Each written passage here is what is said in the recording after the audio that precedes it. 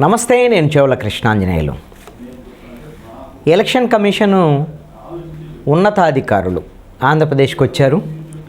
ఆంధ్రప్రదేశ్లో ఉండేటువంటి ప్రధానమైనటువంటి పార్టీలు అధికార వైఎస్ఆర్ కాంగ్రెస్ పార్టీ, ప్రతిపక్షంలో ఉండేటువంటి తెలుగుదేశం, జనసేన ఒకళ్ళ మీద ఒకళ్ళు ఫిర్యాదులు చేసుకుంటున్నటువంటి పరిస్థితి ఉంది. దొంగ ఓట్లకు మీరు కారణం అంటే మీరు అనేటువంటి విధంగా కూడా ఎలక్షన్ కమిషన్ దగ్గర ఇద్దరు ఫిర్యాదు చేసుకున్నటువంటి పరిస్థితి ఉంది. అధికార తెలుగుదేశము, జనసేనకు సంబంధించినటువంటి చాలా స్పష్టంగా కొన్ని ఆధారాలతో సహా 1,00,000 ఓట్లు దొంగ ఓట్లను వైఎస్ఆర్ కాంగ్రెస్ పార్టీ తన వాలంటీర్లు, అదేవిధంగా కింది స్థాయి ఉద్యోగులను ఉపయోగించుకొని నమోదు చేసింది. వీటిని తొలగింపు విషయంలో ఉద్యోగులు, అధికారులు, బిఎల్ఓలు వీళ్ళు సహకరించడం లేదనేటువంటి విధంగా ఎలక్షన్ కమిషన్కు ఫిర్యాదు చేసినటువంటి పరిస్థితి ఉంది. ఈ విధమైనటువంటి పరిస్థితి ఉంటే ప్రజాస్వామ్యతంగా ఎన్నికలు జరిగేటువంటి పరిస్థితి లేదు. గతంలో తిరుపతిలో ఈ విధంగా దొంగ ఓట్లు వేసుకున్నారు.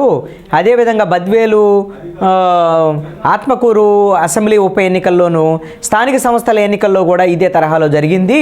రేపొద్దున ప్రజాస్వామ్యతంగా ఎన్నికలు జరగకపోతే ఇక ఏ విధమైనటువంటి ప్రజాస్వామ్యం కాపాడబడుతుంది, జనంలో కూడా ఈ వ్యవస్థల మీద గౌరవం పోయేటువంటి అవకాశం ఉంటుంది అనేటువంటి ఒక ఆందోళనని వ్యక్తం చేసింది.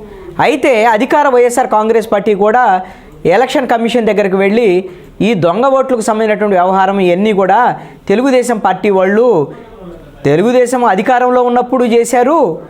అధికారంలోకి వెళ్ళిన తర్వాత ఇప్పుడు ఎలక్షన్ కమిషన్కి సంబంధించినటువంటి వాళ్ళ సైట్లో ఉండేటువంటి సమాచారాన్ని తీసుకొని వాటి ద్వారాగా కూడా ఈ రోజున అనేకమైనటువంటి అక్రమాలకు పాల్పడుతున్నటువంటి పరిస్థితి ఉంది. వీళ్ళే దొంగ ఓట్లకు పాల్పడుతున్నారు అనేటువంటి విషయాన్ని వాళ్ళు ఫిర్యాదు చేశారు. అయితే ఇక్కడ కీలకమైనటువంటి అంశం ఏమిటి అని అంటే వైఎస్ఆర్ కాంగ్రెస్ పార్టీకి సంబంధించినటువంటి రాజ్యసభ సభ్యుడు విజయసాయిరెడ్డి జనసేన పార్టీని టార్గెట్ చేశాడు. పవన్ కళ్యాణ్ని టార్గెట్ చేశాడు. ప్రధానంగా జనసేన పార్టీ అసలుకి గుర్తింపు ఉన్నటువంటి పార్టీయే కాదు, అసలు ఆ పార్టీని ఎందుకు రానిచ్చారు మీరు ఎలక్షన్ కమిషన్ దగ్గరికి అనేటువంటి విధంగా ఎలక్షన్ కమిషన్కి ఫిర్యాదు చేసినటువంటి పరిస్థితి. అది కేవలం రిజిస్టర్ పార్టీ. వాళ్ళకు ఉన్నటువంటి గాజు గ్లాసు గుర్తు కూడా అది జనరల్ గుర్తు, అదేముంది దాని ఎన్నికల్లో అసలు ఎవరు పడితే వాళ్ళు తీసుకునేటువంటి పరిస్థితులు కూడా ఉన్నాయి. అసలు వాళ్ళకేముంది జనసేన పార్టీకి అనేటువంటి విధంగా కూడా కొంత తీసివేత విధంగా విజయసాయిరెడ్డి మాట్లాడినటువంటి పరిస్థితి ఉంది. ఎందుకు ఇలా మాట్లాడారు అని అంటే, ఎందుకు జనసేనను టార్గెట్ చేశారు అని అంటే, ఇక్కడ ఇష్యూ డైవర్ట్ అవ్వాలి.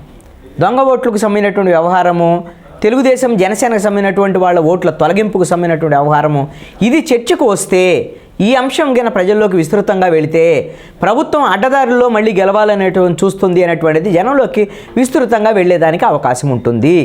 దాన్ని డైవర్ట్ చేయాలంటే జన సైనికుల్ని రెచ్చగొట్టాలి. జన సైనికులు రెచ్చగొడితే జనసేనకు అసలుకి పార్టీకే గుర్తింపు లేదు అనేటువంటి విధంగా రెచ్చగొడితే వాళ్ళు కూడా విజయసాయిరెడ్డి మీద, వైసీపీ మీద రెచ్చిపోతారు కదా. అందుకని డైవర్ట్ చేయొచ్చు అనేటువంటిది లక్ష్యంగా ఉంది. వాస్తవంగా అయితే ఎన్నికల కమిషన్ దగ్గర రిజిస్టర్ అయినటువంటి ఏ పార్టీ అయినా సరే ఎన్నికల గుర్తింపు ఉండా లేకపోయినా, ఎలక్షన్ కమిషన్ దగ్గర గుర్తింపు ఉండా లేకపోయినా వాళ్ళు ఎన్నికల కమిషన్ కలవచ్చు, వాళ్ళ యొక్క అభ్యంతరాలు తెలియజేయచ్చు, ఫిర్యాదులు చేయొచ్చు, ఎవరికైనా సరే అవకాశం ఉంటుంది. ఆ విధంగా జనసేన పార్టీ రిజిస్టర్ పార్టీగా ఉంది. అదేవిధంగా గాజు గ్లాసు గుర్తుకు సంబంధించినటువంటి విషయాన్ని కూడా ప్రస్తావన చేశారు విజయసాయిరెడ్డి. అయితే గాజు గ్లాసు గుర్తు ఏమీ జనరల్ గుర్తుల్లో ఏమీ లేదు. అవి జనరల్గా ఉండేటువంటి సింబల్లా ఉన్నప్పటికీ కూడా మొన్న తెలంగాణలో జరిగినటువంటి ఎన్నికల సమయంలో గాజు గ్లాసుని జనసేన అభ్యర్థులకి కామన్ సింబల్గా ఎంతమంది పోటీ చేశారో అక్కడ వాళ్ళకి కేటాయించండి అని చెప్పేసి వాళ్ళు అడిగారు. అక్కడ 8 సీట్లలో జనసేన పార్టీ పోటీ చేసింది. 8 సీట్లలో గాజు గ్లాసు ఇచ్చారు. అయితే మరి మిగతా 111 సీట్లు, మొత్తం 119 అసెంబ్లీ స్థానాలు, 8 సీట్లలో మాత్రమే జనసేన పోటీ చేసింది. మరి మిగతా చోట్ల అది కామన్ సింబల్ అయిపోయింది.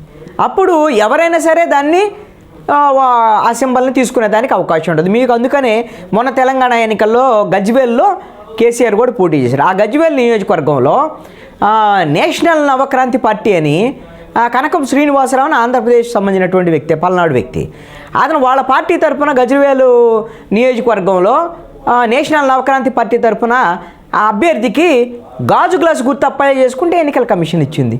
గాజు గ్లాసుతో అతను పోటీ చేశాడు. అక్కడ జనసేన పార్టీ లేదు. రేపొద్దున ఆంధ్రప్రదేశ్లో కూడా జనసేన పార్టీ 175 స్థానాల్లో కన్నా పోటీ చేస్తే వాళ్ళు ముందుగానే దరఖాస్తు చేసుకొని ఉన్నారు. ఈ 2 తెలుగు రాష్ట్రాల్లో మా అభ్యర్థులకి కామన్గా ఉండేటువంటి గాజు గ్లాసు గుర్తుని కేటాయించండి అనేటువంటి దాని మీద వాళ్ళు పోటీ చేసే చోట. అందుకు ఎలక్షన్ కమిషన్ ఇప్పటికే అంగీకరించినట్టుగా సమాచారం ఉంది. రేపు ఆంధ్రప్రదేశ్ ఎన్నికల్లో కూడా గాజు గ్లాసు గుర్తు కామన్ సింబల్గా జనసేన ఎన్ని సీట్లలో పోటీ చేస్తో అన్ని సీట్లలో గాజు గ్లాసు గుర్తు ఇస్తారు. సపోజ్ ఒక 30, 35, 40 సీట్లో పోటీ చేశారనుకోండి పొత్తులో, మరి మిగతా చోట్ల పొత్తులో వాళ్ళు తెలుగుదేశం కొన్ని చోట్ల బీజేపీ పోటీ చేసేదానికి అవకాశం. మరి అక్కడ గాజు గ్లాసు గుర్తు మాత్రం కామన్ సింబల్ అయిపోతుంది. అది కామన్ సింబల్ని మిగతా ఇండిపెండెంట్లు కానీ లేకపోతే వేరే పార్టీ వాళ్ళు కానీ ఎవరైనా దాన్ని వాళ్ళు అప్లై చేసుకుంటే వాళ్ళు తీసుకునే దానికి అవకాశం ఉండొచ్చు. అప్పుడు అక్కడ జనసేన పోటీ ఉండదు కాబట్టి అక్కడ తెలుగుదేశం పోటీలో ఉండేటువంటి అభ్యర్థికి జనసేన ఓట్లు రావడానికి ఏమన్నా ఇబ్బంది ఉండేదానికి అవకాశం ఉండొచ్చు. వీళ్ళిద్దరు ప్రస్తుతం పొత్తులో ఉన్నారు. అలాగని బీజేపీతో కూడా పొత్తులో ఉంది కదా జనసేన. మరి బీజేపీ అభ్యర్థి ఎవరైనా ఉన్నారనుకోండి, అక్కడ జనసేన పోటీ ఉండదు. అక్కడ గాజు గ్లాసు గుర్తు ఇప్పుడు ఇందాక నేషనల్ నవక్రాంతి పార్టీ అతనికి వచ్చినట్టుగా ఇంకొక పార్టీ వాళ్ళకి వచ్చింది అనుకోండి. ఇంతకుముందు రావు సుబ్రహ్మణ్యం వాళ్ళ పార్టీకి సంబంధించి తిరుపతి ఉప ఎన్నికల్లో నవతరం పార్టీకి తిరుపతి పార్లమెంటు ఉప ఎన్నికల్లో గాజు గ్లాస్ గుర్తొచ్చింది. వాస్తవంగా బీజేపీకి జనసేన సపోర్ట్ చేసింది బీజేపీ అభ్యర్థికి పార్లమెంటు లోక్సభ ఎన్నికలకు సంబంధించినటువంటి తిరుపతి ఉప ఎన్నికల్లో. కానీ గాజు గ్లాసు కామన్ సింబల్ అప్పుడు జనసేన పోటీలో లేదు కదా. నవక్రాంతి అది నవతరం పార్టీకి గాజు గ్లాస్ గుర్తు వచ్చింది. అప్పుడు కొన్ని ఓట్లు గాజు గ్లాస్ గుర్తుకి వెళ్ళిపోయినటువంటి పరిస్థితి ఉంది.